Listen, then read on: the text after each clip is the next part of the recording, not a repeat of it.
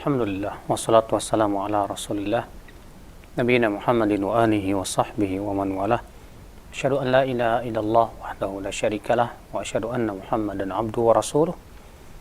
Qala Allah ta'ala fi kitabihil karim, ya ayyuhalladzina amanu taqullaha haqqa tuqatih wa la tamutunna illa wa antum muslimun, amma ba'd. Kita lanjutkan akhwat Islam, azani Allah wa iyyakum, yaitu mawa'idhur Rasul, nasihat dan peringatan Rasulullah sallallahu alaihi wasallam. Kemudian di sini penulis buku membawakan hadis an Abi Dzar radhiyallahu an Nabi sallallahu alaihi wasallam fi ma rawa anillah tabaraka wa ta'ala. Dari Abu Dzar, semoga Allah meridainya, dari Nabi sallallahu alaihi wasallam dalam perkara yang beliau riwayatkan dari Allah Ta'ala yang disebut dengan hadis qudsi, bahwasanya Allah Ta'ala berfirman, ya ibadi inni haramtu dhulma ala nafsi wa ja'altuhu bainakum muharraman fala tadhalamu. Sesungguhnya aku telah mengharamkan kezaliman atas diriku, kata Allah.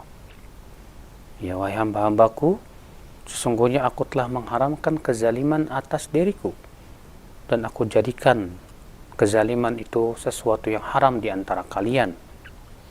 Maka jangan kalian saling berbuat zalim. Ya ibadi kullukum dhallun illa man hadaituh fastahduni ahdikum. Wahai hamba-hambaku, setiap kalian itu tersesat kecuali orang yang aku berikan hidayah. Maka mintalah hidayah kepadaku, niscaya aku akan berikan kalian hidayah. Ya ibadi kullukum ja'i' illa man at'amtuh fastat'imuni ut'imkum. Wahai hamba-hambaku, setiap kalian itu lapar, maka mintalah kepadaku, kecuali orang yang aku berikan makan. Maka mintalah kepadaku makan, niscaya aku akan memberi kepada kalian makan. Ya ibadi kullukum 'arin illa man kasautuh fastaksuni aksukum. Wahai hamba-hambaku, setiap kalian itu telanjang kecuali orang yang aku berikan pakaian. Maka mintalah pakaian kepadaku, niscaya aku akan berikan kamu pakaian.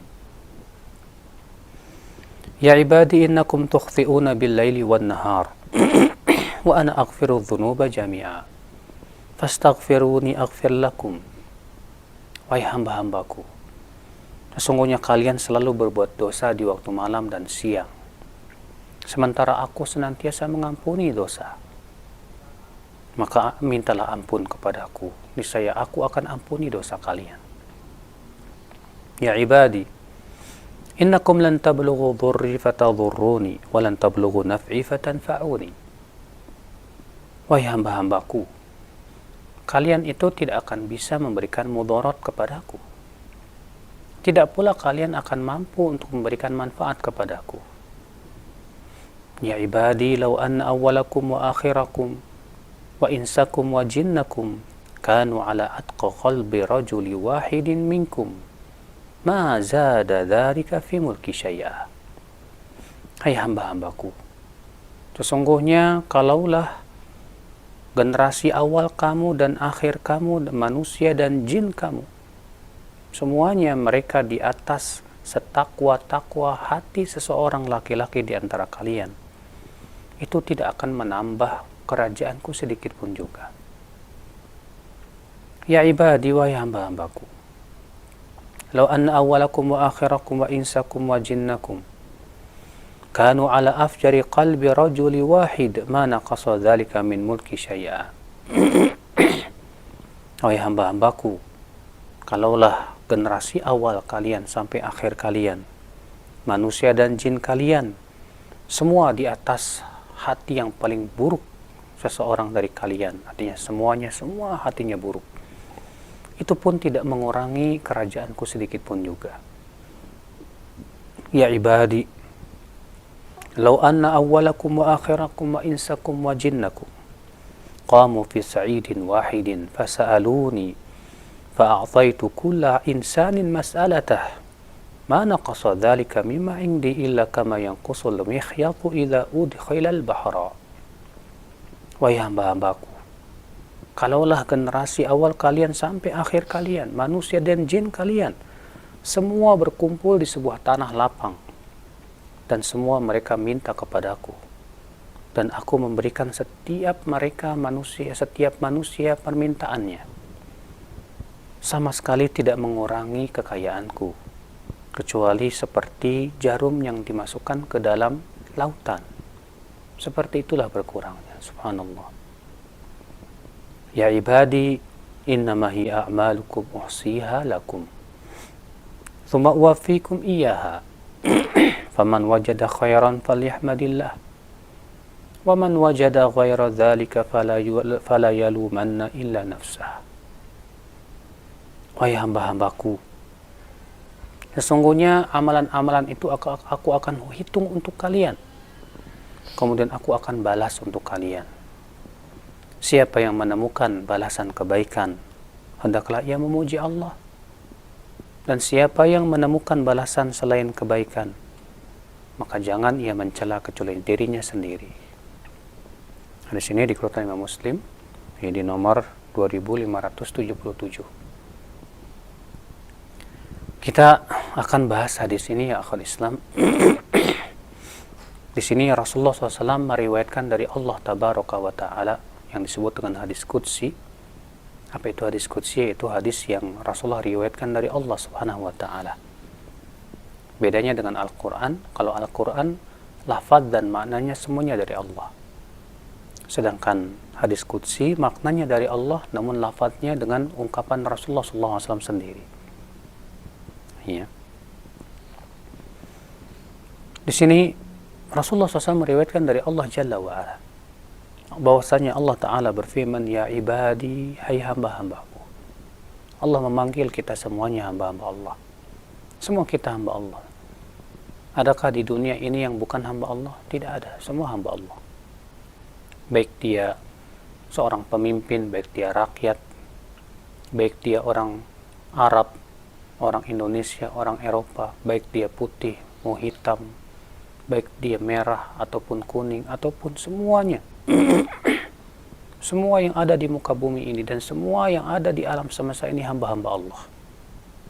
Kita semua manusia hamba Allah. Ya, Tuhan kita satu. Maka di sini Allah memanggil kita semuanya. Wahai hamba-hambaku, inni haramtu dzulma ala nafsi, sesungguhnya aku mengharamkan kezaliman atas diriku. Apa itu kezaliman? Kezaliman itu adzulm, artinya adalah wad'u syai' fi ghairi mahalli. Zalim itu artinya meletakkan segala sesuatu bukan pada tempatnya, itu zalim namanya. Ya.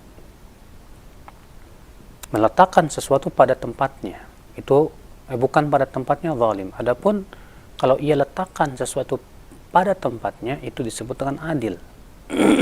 Kebalikan zalim adalah adil. Allah Subhanahu wa Ta'ala telah mengharamkan atas diri kezaliman. Artinya Allah tidak akan pernah meletakkan segala sesuatu bukan pada tempatnya.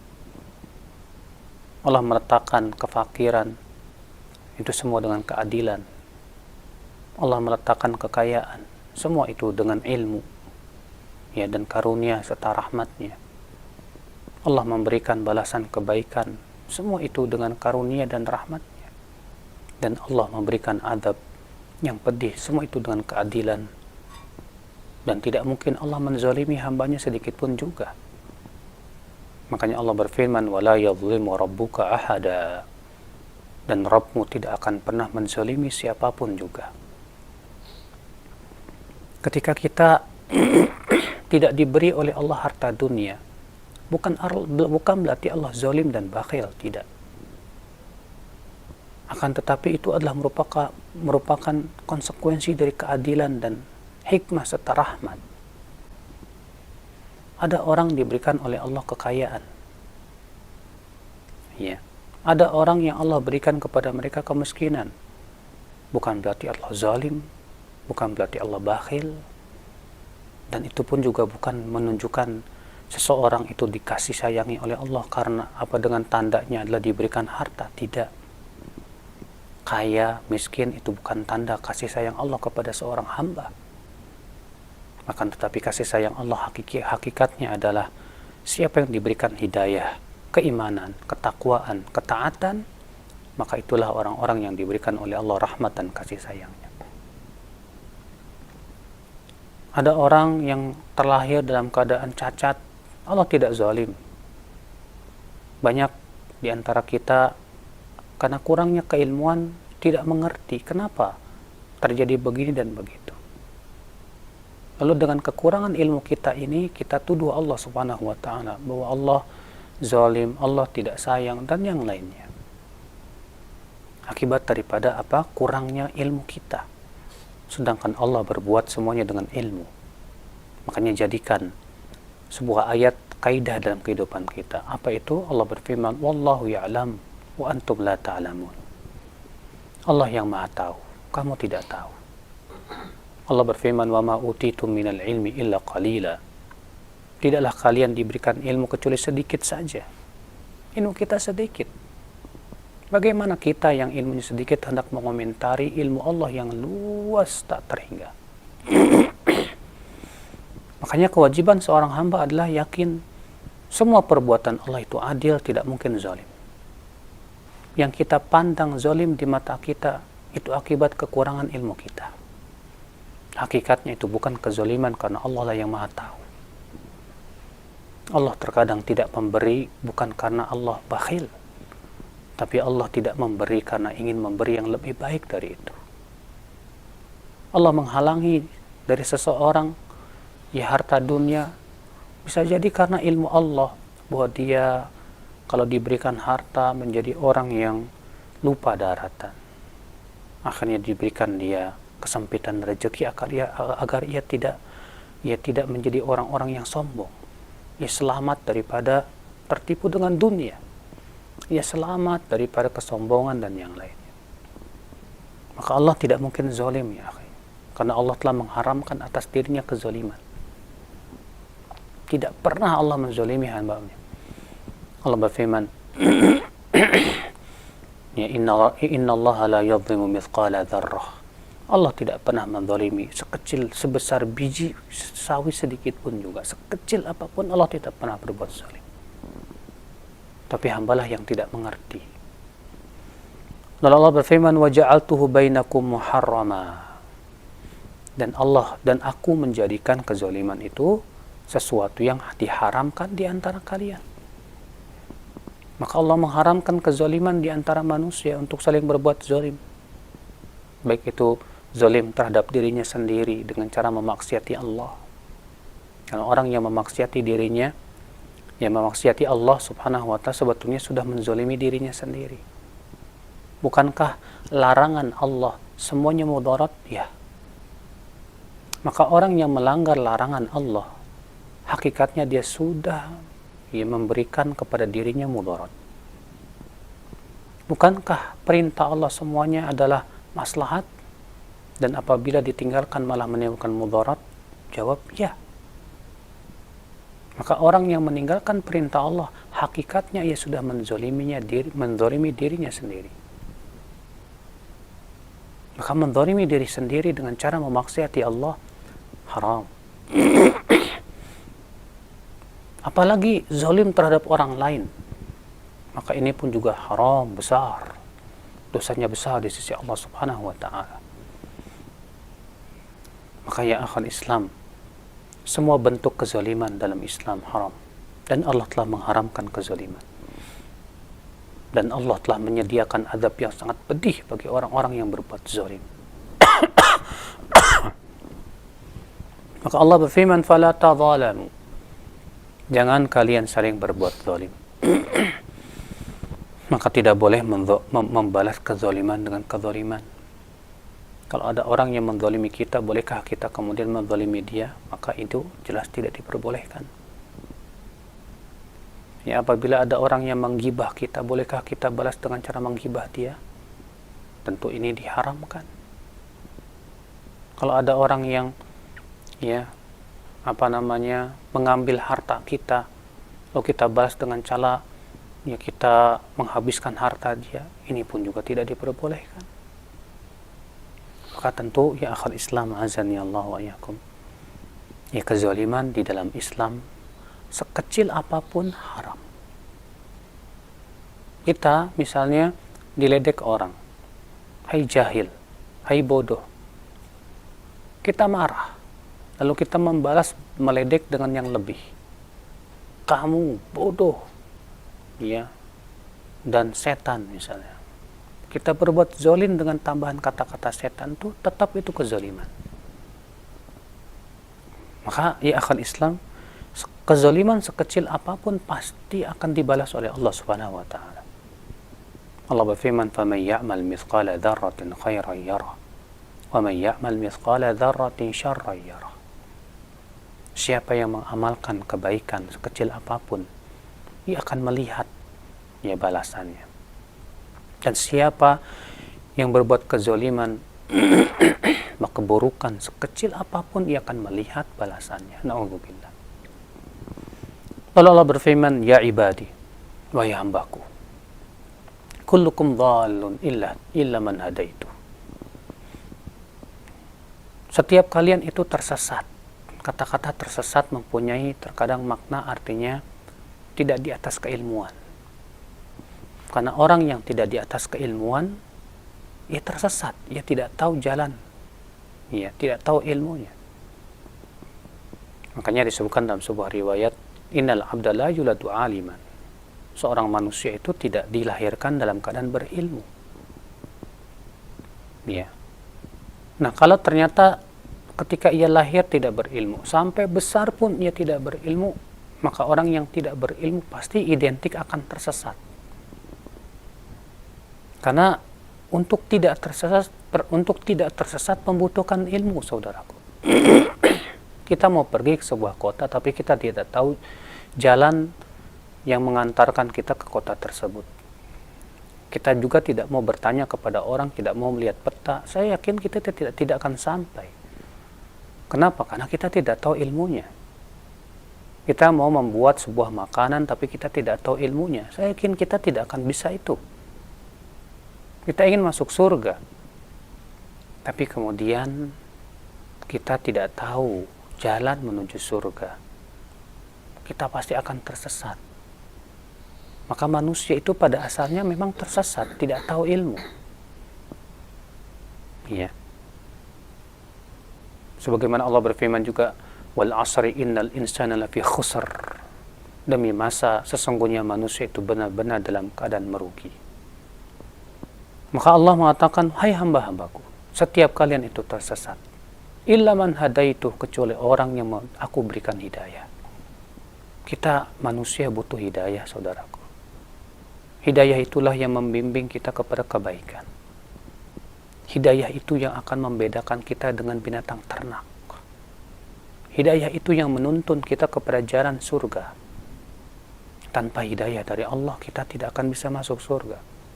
Tanpa hidayah dari Allah, kita tidak akan tahu bagaimana kita harus hidup di dunia ini. Bayangkan, mereka-mereka yang jauh dari hidayah, hidupnya bagaikan binatang ternak, hanya sebatas makan, minum, syahwat. Tidak peduli lagi apakah mereka akan menzalimi manusia atau tidak, yang penting mereka senang. Tapi dengan adanya hidayah, subhanallah, membentuk manusia-manusia yang takut kepada Allah, yang tidak berani memaksiati Allah, yang senantiasa amanah, yang senantiasa kuat, yang senantiasa Masya Allah profesional dalam hidupnya. Kenapa? Karena adanya takut dia kepada Allah Subhanahu wa ta'ala dan berharap pahala. Adanya hidayah syariat, seseorang tahu bagaimana adab-adab dalam hidupnya, bagaimana akhlakul karimah, bagaimana akidah yang benar, bagaimana manhaj di dalam hidup, dalam beragama, dalam memahami kehidupan ini. Ya akhal Islam azani Allah. Allah berfirman, hai hamba-hambaku, setiap kalian itu tersesat, kecuali orang yang aku berikan hidayah.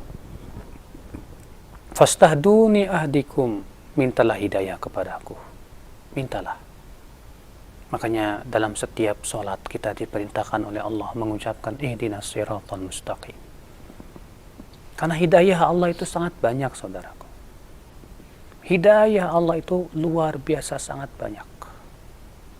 Terkadang kita mendapat hidayah dari sisi akidah, tapi dalam tata cara ibadah kita belum mendapatkan hidayah. Kita bisa mendapatkan hidayah dalam tata cara berpakaian, tapi ternyata lisan kita belum mendapatkan hidayah. Berapa banyak hidayah yang sudah kita pelajari? Sedikit sekali. Lihatlah kitab-kitab yang berisi hidayah. Al-Quran dari awal sampai akhir isinya hidayah. Hadis-hadis Nabi, Sahih Bukhari, Muslim, Abu Daud, Tirmidzi, Nasai, Ibnu Majah. Demikian pula kitab-kitab para ulama yang sangat banyak isinya hidayah. Sudah berapa kitab yang sudah kita bahas, sudah kita pelajari? Hidayah Allah sangat banyak. Makanya kita setiap hari diperintahkan untuk minta hidayah, minta hidayah, minta hidayah.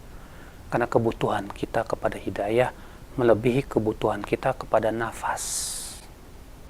Iya, melebihi kebutuhan kita kepada makan dan minum.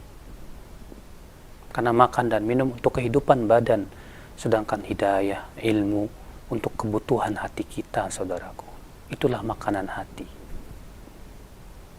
Nah, inilah saudaraku sekalian. Maka mintalah hidayah kepada Allah.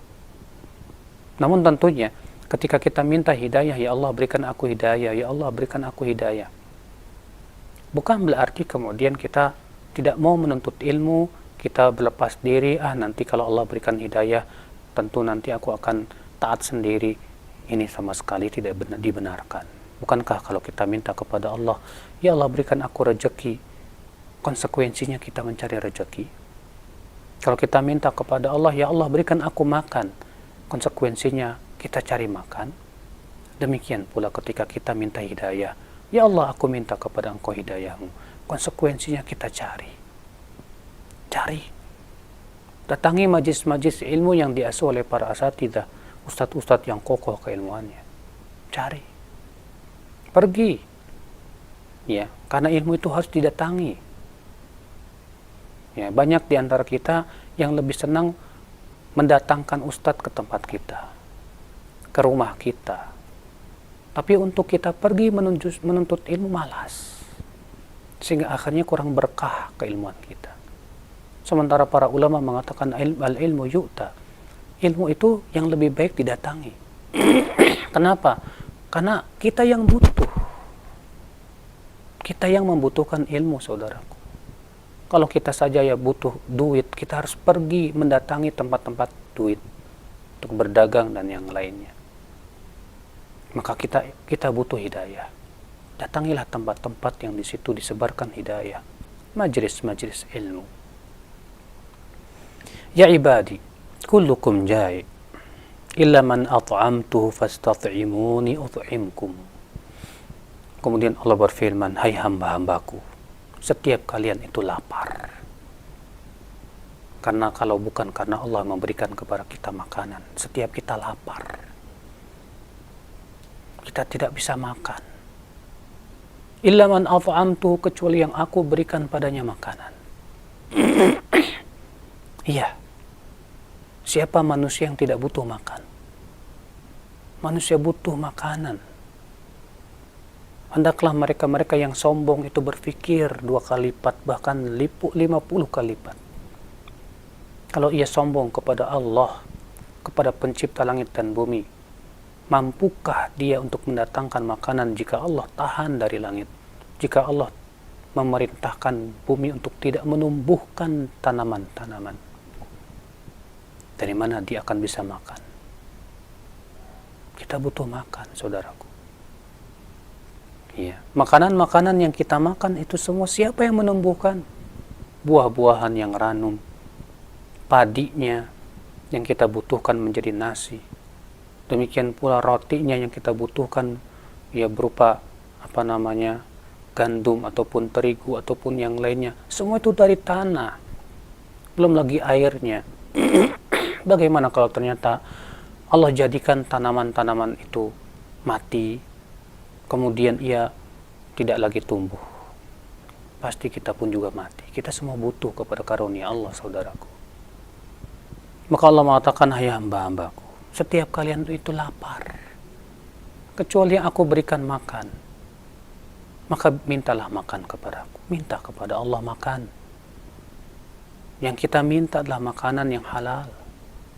Yang kita minta adalah kekuatan untuk bisa menjadikan makanan itu bisa menimbulkan ketaatan. Yang kita harapkan adalah supaya makanan itu bisa bermanfaat dan untuk kehidupan.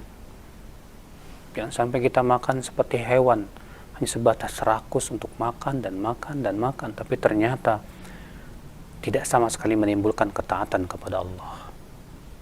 Ternyata makan itu hanya sebatas menimbulkan kemalasan untuk menaati Allah Subhanahu wa taala. Na'udzubillah. Sallallahu salamata wal afiyah. Ya ibadi kullukum 'arid. Setiap wahai hamba-hambaku, setiap kalian itu telanjang.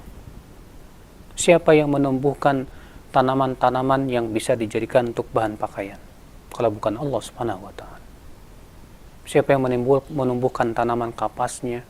Siapa yang menumbuhkan kain wolnya untuk dibuat pakaian? Demikian pula berbagai macam tumbuhan-tumbuhan yang digunakan untuk membuat pakaian manusia yang kita pakai ini dari tumbuhan, dari binatang, dan yang lainnya. Siapa yang menciptakan itu? Kalau bukan Allah Subhanahu wa taala. Setiap kita telanjang. Kita lihat di pedalaman-pedalaman orang-orang yang lebih senang telanjang karena tidak mendapat hidayah dan ternyata tidak punya kemampuan untuk memberi pakaian. Maka Allah berfirman, setiap kalian itu telanjang. Illa man kasautuh, kecuali orang yang aku berikan pakaian.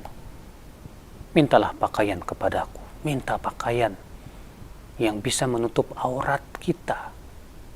Dan aneh di zaman ini, subhanallah, Allah berikan kepada kita nikmat pakaian yang luar biasa. Pergi antum ke Tanah Abang. Kain di sana bergelondong-gelondong. Tapi subhanallah banyak orang yang lebih senang berpakaian minim. Wanita-wanita lebih senang memakai pakaian-pakaian minim. Padahal nikmat Allah berupa kain luar biasa. Bagaimana jadinya kalau ternyata Allah cabut nikmat tersebut? Akibat maksiat kita. Karena kita tidak mensyukuri nikmat Allah Subhanahu wa ta'ala. Allah memerintahkan kita untuk menutup aurat. Tapi kita lebih senang untuk mengumbarnya. Wahai hamba-hambaku, ya ibadi innakum tukhti'una bil-laili wan-nahar. Lalu Allah berfirman, wahai hamba-hambaku, sesungguhnya kalian itu selalu berbuat dosa di waktu siang dan malam. Demikian memang manusia. Kita manusia hidup selalu tak pernah lepas dari dosa. Apalagi ini di zaman yang penuh fitnah. Siapa di antara kita satu hari saja yang tidak berbuat dosa? Sulit sekali rasanya. Setiap kita selalu berbuat dosa. Nabi SAW sabda, kullu bani Adam khata'. Setiap anak Adam itu pasti banyak berbuat salah. Iya. Tapi subhanallah, kita memiliki Allah Maha Pengampun.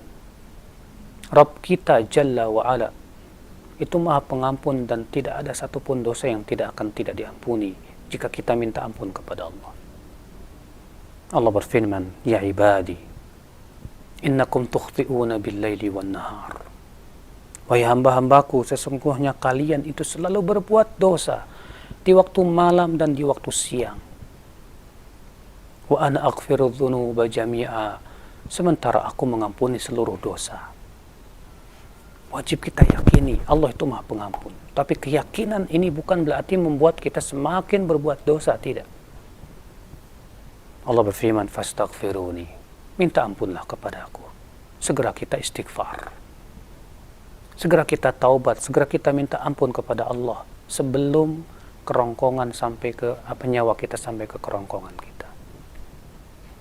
Segera kita istighfar, minta ampun kepada Allah Subhanahu wa taala.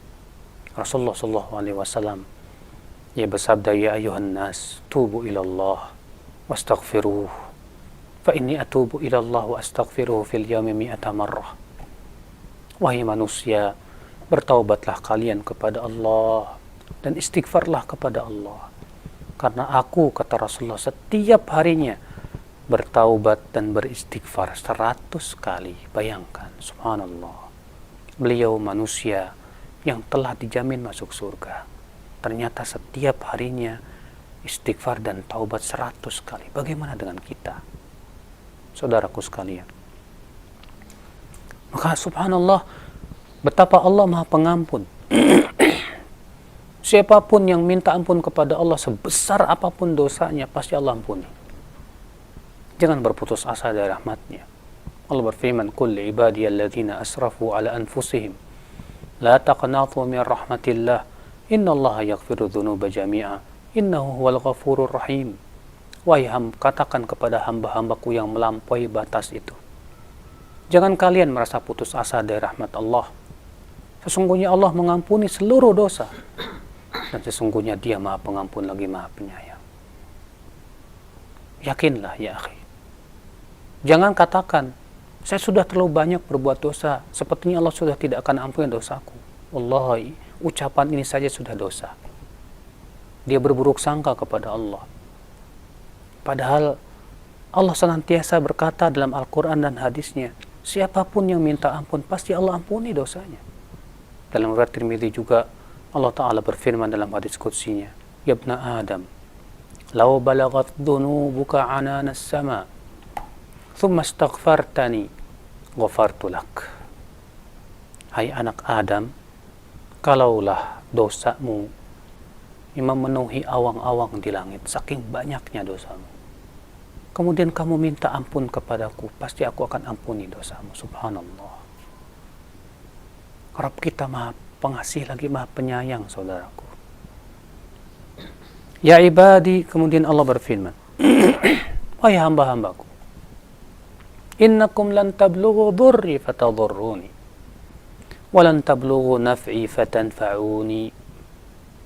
Wahai hamba-hambaku, kalian tidak akan bisa memberikan mudarat kepadaku, kalian pun tidak akan bisa memberikan manfaat kepadaku, karena kita manusia lemah, kita butuh kepada Allah. Maksiat yang kita lakukan sama sekali tidak membahayakan Allah. Maksiat itu hakikatnya membahayakan diri kita sendiri. Ketaatan yang kita lakukan, sholat, zakat, puasa, apakah itu untuk manfaat Allah? Tidak. Itu semua untuk manfaat diri kita sendiri. Makanya Allah mengatakan, in ahsantum ahsantum li anfusikum wa in asatum falaha. Siapa yang berbuat, jika kalian berbuat baik, kata Allah, maka perbuatan baik itu untuk diri kalian sendiri. Dan jika kalian berbuat buruk, maka keburukan itu juga untuk kalian sendiri. Apakah ketika kita mengancam Allah, ya Allah, ya terkadang ada seseorang mengancam Allah dengan mengatakan, ya Allah, kalau engkau tidak beri aku akan tidak akan mau sholat, tidak mau taat kepadamu. Apakah dengan cara itu kita akan memberikan mudarat kepada Allah? Jawab tidak sama sekali. Justru itu semua hanya akan memudaratkan hidup kita. Sebab maksiat yang kita lakukan mencelakakan diri kita, mendatangkan azab untuk kita. Ketaatan yang kita lakukan itu untuk kebaikan kita dan maslahat diri kita. Allah tidak butuh kepada ketaatan hamba. Allah pun tidak akan termudarati dengan maksiat hamba sama sekali. Karena Allah tidak membutuhkan hamba-hambanya. Maka ya akhi, ketaatan yang kita lakukan untuk kebaikan diri kita. Ya ibadi, law anna awwalakum wa akhirakum wa insakum wa jinnakum kanu ala atqa qalbi rajuli wahidin minkum. Wahai hamba-hambaku, kalaulah generasi awal kalian sampai generasi akhir kalian, manusia dan jin kalian, semua mereka takwa semuanya, itu sama sekali tidak mengurangi kerajaanku, tidak menambah kerajaanku sedikit pun juga, menunjukkan akan keluasan kerajaan Allah yang sangat luas, luar biasa. Demikian pula ya hamba-hambaku, kalaulah generasi awal kalian sampai akhir kalian, manusia dan jin kalian, semua mereka itu hatinya buruk, tidak bertakwa kepada Allah, tidak beriman kepada Allah, itu pun tidak mengurangi sama sekali kerajaan Allah. Tidak sama sekali. Menunjukkan bahwa Allah ghaniyun 'anil alamin. Allah tidak butuh kepada manusia. Allah tidak butuh kepada makhluk-makhluknya. Justru makhluklah yang fakir kepada Allah, butuh kepada Allah. Makanya Allah mengatakan, ya ayuhan nas antumul fuqara'u ilallah. Ya wahai manusia, kalian itu fakir kepada Allah. Kalian itu butuh kepada Allah. Semua kita butuh. Semua kita lemah, saudaraku. Ya ibadi, wahai hamba-hambaku. Lau anna awwalakum wa akhirakum wa insakum wa jinnakum, kalaulah generasi awal kamu sampai generasi akhir kamu, manusia dan jin kamu, semuanya berkumpul di tanah lapang. Semua mereka berdoa dan meminta kepada Allah. Dan semua mereka, setiap mereka itu dikabulkan permintaannya oleh Allah. Itu tidak mengurangi kekayaan Allah. Kecuali seperti jarum yang dimasukkan ke lautan. Subhanallah. Betapa kayaannya Allah. Sementara kita manusia miskin, saudaraku. Saya sekaya-kayanya manusia di dunia, itu hanyalah setetes dari samudra kekayaan Allah Subhanahu wa ta'ala. Bahkan tidak sampai setetes. Saudaraku sekalian, ikhwatul iman, azani Allah wa iyyakum. Maka subhanallah, ini perkataan Allah Subhanahu wa ta'ala membuat kita jangan putus asa untuk terus meminta dan meminta. Ingat, Allah Maha Kaya. Mintalah terus kepada Allah, minta terus kepada Allah. Berbeda dengan manusia, kalau diminta dia akan marah. Sedangkan Allah, semakin seorang hamba minta terus, Allah akan cinta kepada hamba itu. Ya ibadi innama hiya a'malukum uhsiha lakum. Wahai hamba-hambaku, sesungguhnya amalan-amalan kalian itu aku akan hitung untuk kalian. Tsumma uwaffikum iyyaha, kemudian aku akan berikan balasan untuk kalian. Setiap amalan kita, ucapan kita, perbuatan kita, lirikan mata kita, ya, gerakan tangan kita, kaki kita, semua perbuatan kita, ingat, semua itu akan diberikan balasan oleh Allah Subhanahu wa ta'ala. Faman wajada khairan falyahmadillah. Siapa yang menemukan balasan kebaikan, pujilah Allah, karena Dia yang memberikan kepada kamu hidayah, karena Dia yang memberikan kepadamu karunia-Nya, sehingga kamu bisa menaati Allah Subhanahu wa ta'ala, sehingga Allah pun memberikan balasan yang terbaik buat kamu. Waman wajada ghaira dzalik, dan siapa yang menemukan balasannya ternyata keburukan berupa api neraka, fala yalumanna illa nafsah, maka jangan ia mencela kecuali dirinya sendiri. Salah siapa? Sudah datang kepadanya pemberi peringatan, kenapa ia tidak mau mengikuti kebenaran? Sudah Allah utus para rasul, sudah Allah turunkan kitab-kitab suci, kenapa ia lebih mengikuti hawa nafsunya? Maka kalau ternyata ia diberikan oleh Allah siksa api neraka, jangan mencela siapa-siapa kecuali dirinya sendiri. Allah tidak pernah menzalimi siapapun juga. Allahu a'lam. Subhanallah, ini adalah merupakan hadis yang agung, saudaraku sekalian, yang hendaknya menimbulkan kita, semakin kita merasa fakir kepada Allah, semakin kita bertakarub kepada Allah, semakin kita minta ampun dan istighfar kepada Allah, semakin kita berusaha untuk menjadi hamba-hamba Allah yang sejati, yang menghambakan diri kita kepada Allah, bukan menghambakan kepada hawa nafsu, bukan pula kepada dunia dan yang lainnya. Wallahu a'lam. Syukran jazakallahu khair atas penjelasan yang telah disampaikan oleh Ustaz di kesempatan pagi hari ini. Semoga kita semua bisa mengambil manfaatnya dari pembahasan kitab Mau'izatul Rasul dan pembahasan mengenai hadis qudsi yang insyaallah banyak sekali manfaat yang kita telah simak kita bersama ya. Dan selanjutnya kita buka sesi interaktif. Baik, kesempatan pertama Ustaz, kami akan angkat pertanyaan di layanan pesan singkat terlebih dahulu. Dari penanya yang berada di Cibubur. Assalamualaikum warahmatullahi wabarakatuh. Ya Ustaz, bolehkah kita mendoakan keburukan secara umum bagi orang yang berbuat kezaliman di tempat umum? Misalkan sering membuat kebisingan atau juga sering mengotori tempat umum dengan membuang sampah sembarangan dan lain-lain, Ustadz. Mohon penjelasannya. Tentunya saudaraku sekalian, mendoakan keburukan untuk orang-orang yang berhak didoakan sesuatu yang dibolehkan, boleh-boleh saja. Namun tentu agama kita memberikan kepada kita sesuatu yang lebih baik, yaitu dengan cara kita mendoakan kebaikan supaya mereka diberikan hidayah.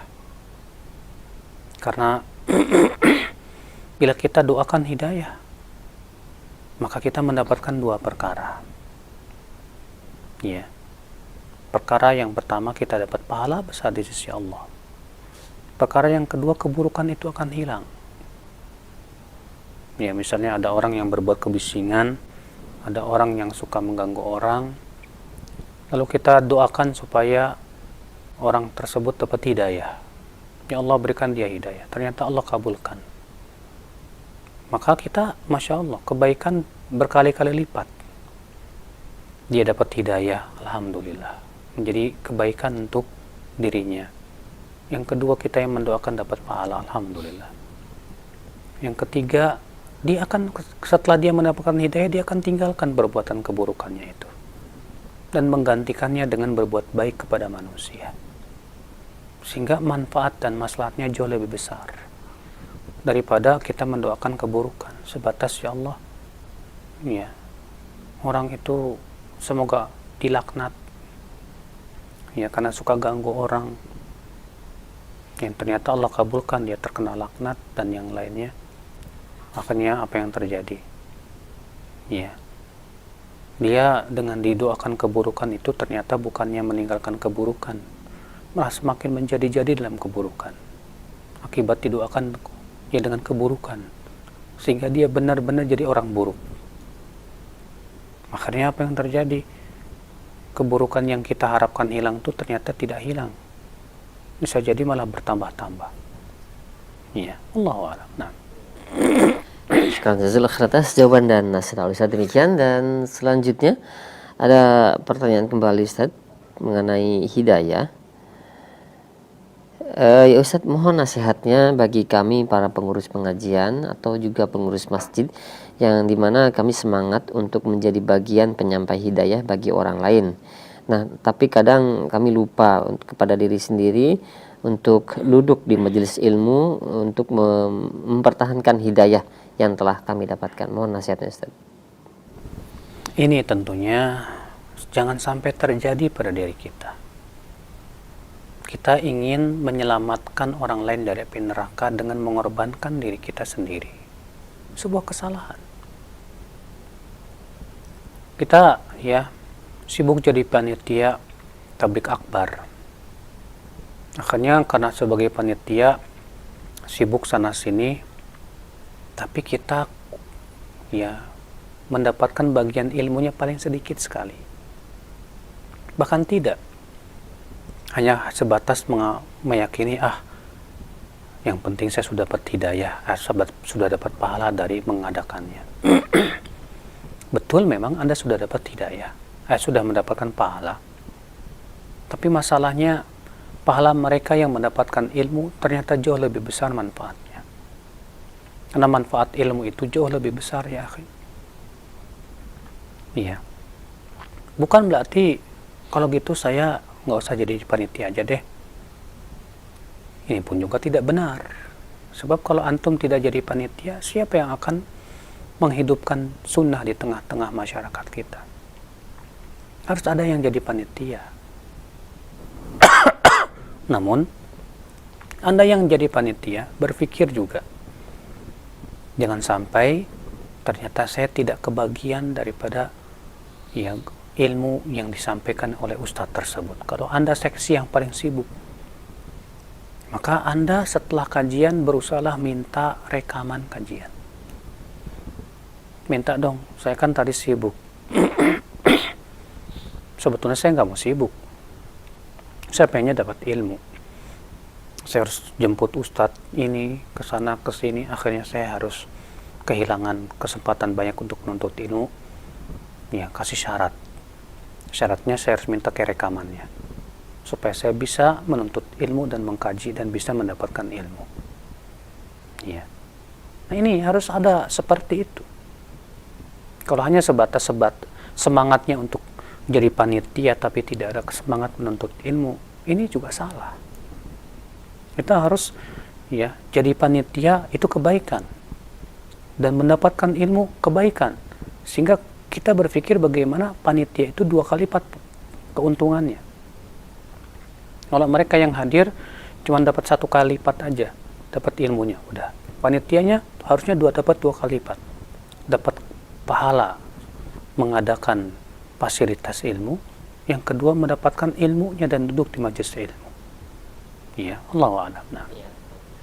Ya, baik, syukran jazakallahu khairan atas jawabannya. Demikian untuk 2 pertanyaan yang telah kami ajukan di layanan pesan singkat, dan selanjutnya kami berikan kesempatan di layanan telepon.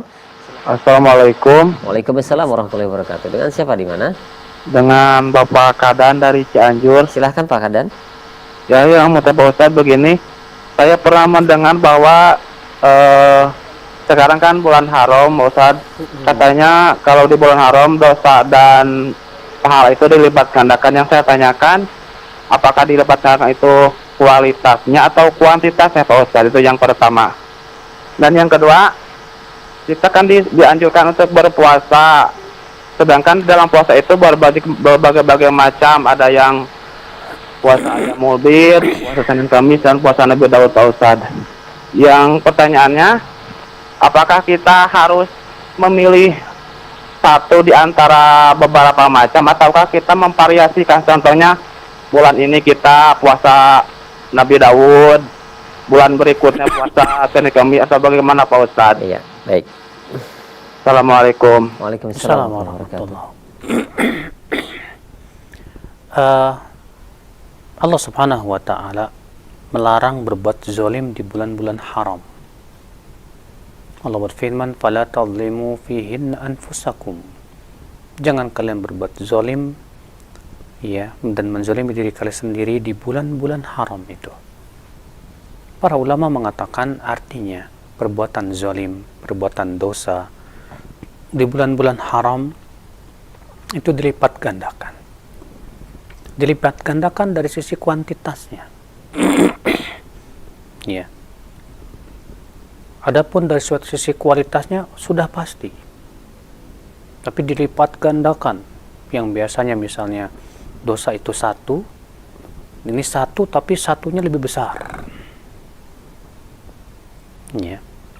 Yang pahalanya juga demikian. Yang bisa jadi di bulan-bulan yang lain hanya ditulis oleh Allah 10 misalnya. Di bulan itu Allah tuliskan sampai ya 200 misalnya. Maka hanya Allah yang Maha tahu bagaimana besarnya.